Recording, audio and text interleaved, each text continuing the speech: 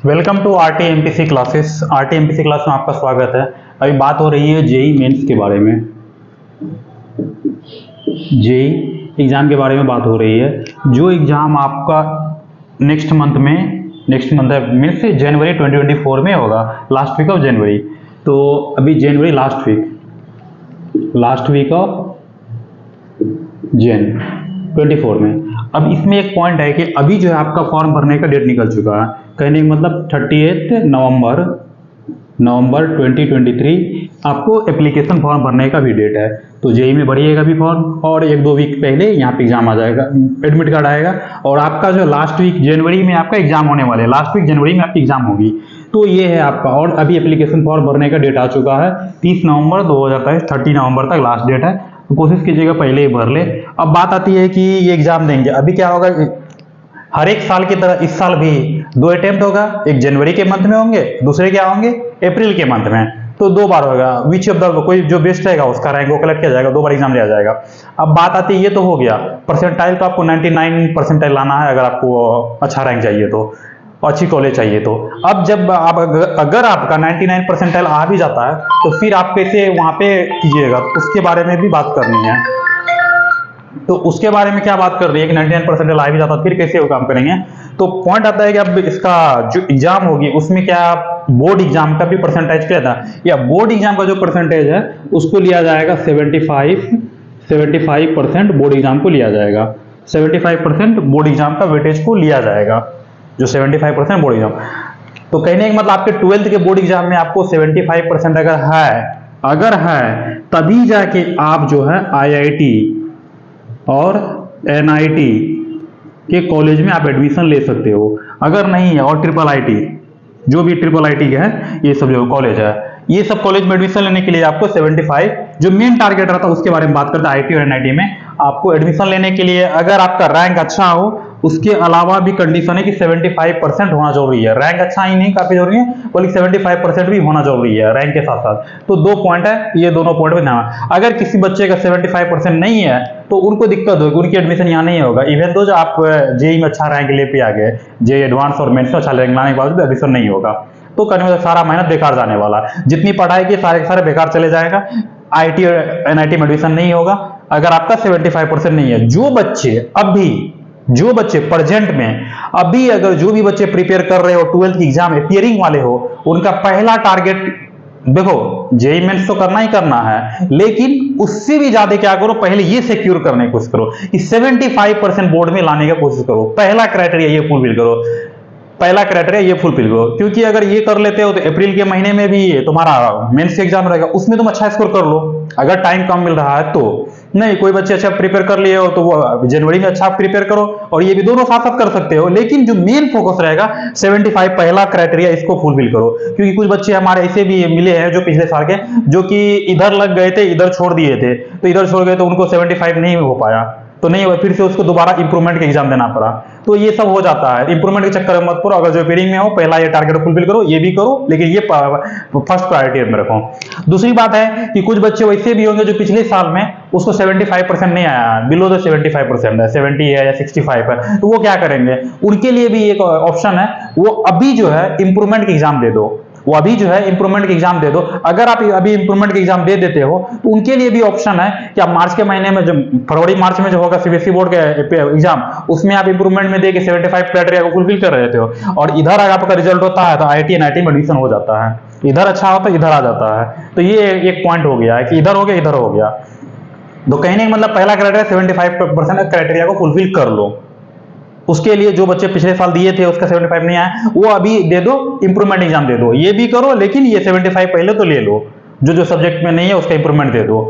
तो ये भी एक रूल क्राइटेरिया है कि, क्योंकि पहला जो ये क्राइटेरिया ये फुलफिल करना जरूरी है, इसके अलावा काम नहीं हो सकता है। इधर का पूरा मेहनत, बहुत बच्चे जो कि बड़े बड़े इंस्टीट्यूट में पढ़ रहे हैं आईआईटी नेट के, लेकिन उसका एडमिशन ही नहीं हो पाएगा विदाउट इसका। तो ये क्राइटेरिया को फुलफिल करने के लिए आपको इंप्रूवमेंट एग्जाम देना जरूरी है। 30 नंबर तक फॉर्म की डेट है, इस तरह से आप तैयारी कीजिए। और अगली वीडियो में हम लेके आ रहे हैं कि आप किस तरह से अब कम टाइम में जो इंपॉर्टेंट चैप्टर मैथ और फिजिक्स के हैं, इंपॉर्टेंट चैप्टर, उसको कैसे 60% मार्क कैसे ऑब्टेन करते हो, 99% में लाने के लिए क्या ऑप्शन है।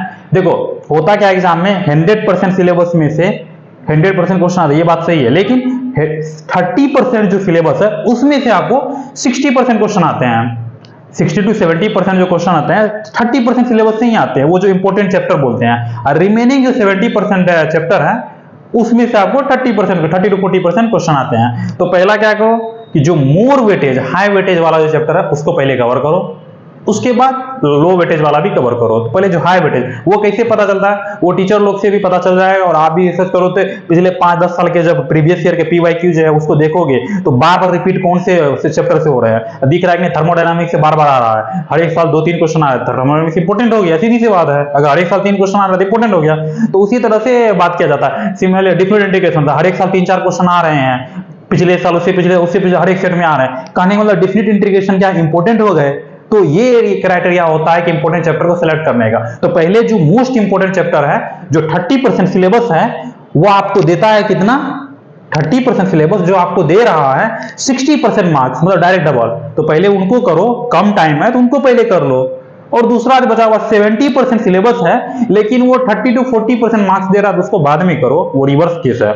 लेकिन यहाँ 1:2 पे आ रहा है, 30% मेहनत है, 60% मार्क्स हो रहा है। तो इस टाइप के जो सारे चैप्टर के फिजिक्स और केमिस्ट्री के अगली वीडियो में मैं इंपोर्टेंट चैप्टर के नाम से लेके आऊंगा, उसमें देखिए पहले ये जो क्राइटेरिया दिए आप लोग देख लीजिए। Thank you very much. और एक इंपोर्टेंट बात, जो बच्चे अभी ट्यूशन नहीं ज्वाइन किए हो वो ट्यूशन ज्वाइन कर लो, जहां भी हो अपने पर्सनल होम ट्यूटर जो है वो रख लो, और 1 to इंडिविजुअल में 1-to-1 मीटिंग के लिए आप अच्छे टीचर रखो, बड़े टीचर रखो, अच्छे टीचर रखो, जो कि आपको अंडरस्टैंड कर सके, वैसे टीचर को रख लो, जो फ्रेंडली हो और उसके पास अच्छा नॉलेज हो, वैसे टीचर को आप ज्वाइन कर लो। क्योंकि लास्ट के महीने में आपके पर्सनल, अभी जो लास्ट चल रहा है, ये लास्ट के टाइम हो गया ना, एग्जाम का लास्ट टाइम हो गया, अभी कौन बच्चे लोग भी स्कूल और इंस्टीट्यूट जाना, कॉलेज और जाना कम कर दिए हैं, सभी सेल्फ प्रिपरेशन के टाइम में आपको होम ट्यूटर और आपके जो ऑनलाइन में इंडिविजुअल ट्यूटर है, जो भी इंडिविजुअल ट्यूटर आपके पर्सनल ट्यूटर है, वही आपको हेल्प कर सकता है। क्योंकि आपका जो डाउट होगा वो पर्सनल डाउट होगा, वो पर्सनल डाउट को सॉल्व करने के लिए आपके पर्सनल ट्यूटर ही कर सकता है। कोई ग्रुप क्लासेस में आपका कोई हेल्प नहीं होने वाला, वहां रिविजन होती है, और ग्रुप क्लासेस में जो रिवीजन होता है वो वही लोग का होता है जो बच्चे अच्छे हैं, मतलब कि जो बच्चे टॉपर है, टॉपर का और भी अच्छा रिवीजन हो रहा है, क्योंकि उनके पास नॉलेज है, रिवाइज कर रहा है। रिवीजन किनके लिए है, प्रैक्टिस कौन करता है, जिनको सब सब्जेक्ट आता है वो प्रैक्टिस करता है, रिवीजन प्रैक्टिस नहीं तो होता है। लेकिन अगर आपको लर्नर है, अभी आपको क्या नहीं हो, आप सीखे नहीं हो, तो पहले आपको सीखना है, फिर प्रैक्टिस करना। और सीखने के लिए आपका पर्सनल डाउट रहेगा, इंडिविजुअल स्टूडेंट का इंडिविजुअल डाउट रहता है, तो इंडिविजुअल जब आपका डाउट है तो आपको इंडिविजुअल डाउट को सॉल्व करने के लिए आपके इंडिविजुअल ट्यूटर ही कर सकते हैं। तो इंडिविजुअल ट्यूटर आप रखिए और उससे अपना जो इंडिविजुअल डाउट है, अभी मान लीजिए डिफरेंट इंटीग्रेशन में मान लो कोई भी चैप्टर है, करंट इलेक्ट्रिसिटी, उसमें बहुत सारा है, लेकिन आपको सारे जगह डाउट नहीं है, जो मेन एरिया डाउट है वो सबको एक बार रिवाइज करवा लो टीचर से, वो आपको एक्सप्लेन कर देंगे अच्छे से। तो ऐसा तो कम टाइम में आपको पूरा कवर हो जाएगा। होता क्या है कि आप करंट इलेक्ट्रिसिटी है, उसमें वो एक पूरा है, मान लो कि उसमें 10 टॉपिक है, लेकिन 10 के 10 टॉपिक पे आपको डाउट नहीं है, लेकिन उसमें 3 और 4 टॉपिक ऐसा जो कि आपको अंडरस्टैंड नहीं हो पा रहा, तो वो सब टॉपिक क्या कर लो, जो पर्सनल टीचर है उससे आप क्लियर करवा लो, एक बार अच्छा से एक्सप्लेन करवा लो। 1-2 घंटे क्लास में वो क्लियर हो जाएगा, 2 घंटे क्लास आप लिए उससे क्लियर हो गया, आपका क्लियर हो गया, चैप्टर पूरा परफेक्ट हो गया। क्योंकि वही जो 2 टॉपिक में आपको डाउट है, वही 2 टॉपिक से एग्जाम में क्वेश्चन आने वाले हैं। कहने में 2 टॉपिक जो है वो डाउट है वही से आने वाले हैं, जो आपको आ रहा है उसे क्वेश्चन नहीं आने वाले हैं। क्योंकि जो डिफिकल्ट है उसी से तो एग्जाम में क्वेश्चन आते हैं, इजी से कहां आते हैं, जो सबको आ रहा है उसे क्वेश्चन बहुत कम आते हैं, जो सबको नहीं आ रहा उसी से आते हैं। वो जो डिफिकल्ट है, जो आपको नहीं आ रहा, तो वो कमजोरी हो गया ना, उसको सॉल्व करने के लिए, आप वीकनेस को दूर करने के लिए अच्छा पर्सनल ट्यूटर को रखो, यही एक उपाय है। और अच्छा सा आप तैयारी करो।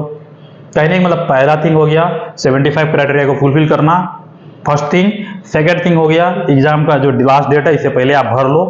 थर्ड पॉइंट हो गया आपका कि आप लास्ट मोमेंट में तैयारी कर रहे हो, आपकी डाउट पर्सनल है, इसीलिए आप पर्सनल ट्यूटर रखो, इंडिविजुअल ट्यूटर आप अपने लिए रख लो, जो क्योंकि आपका जो इंडिविजुअल ट्यूटर रहेगा वो आपको 100% अटेंशन आपके वर्क के ऊपर डालेगा, आपको पढ़ाने के ऊपर डालेगा। जो कि ग्रुप क्लासेस होते हैं वहां पे 100% नहीं हो सकता, तो आपके इंडिविजुअल ट्यूटर आपको 100% है, वो होम ट्यूशन आप ज्वाइन कर लो, या तो ऑनलाइन में 1-to-1 मीटिंग का ज्वाइन कर लो, ये दोनों ऑप्शन है।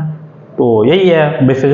मिलते हैं अगले वीडियो में। अगला वीडियो रहेगा इंपॉर्टेंट टॉपिक जेईई मेंस में मैथ और फिजिक्स के कौन कौन से इंपॉर्टेंट चैप्टर है, वो 8 से 10 चैप्टर है, जिससे कि आप 70% मार्क्स लेके आ सकते हो।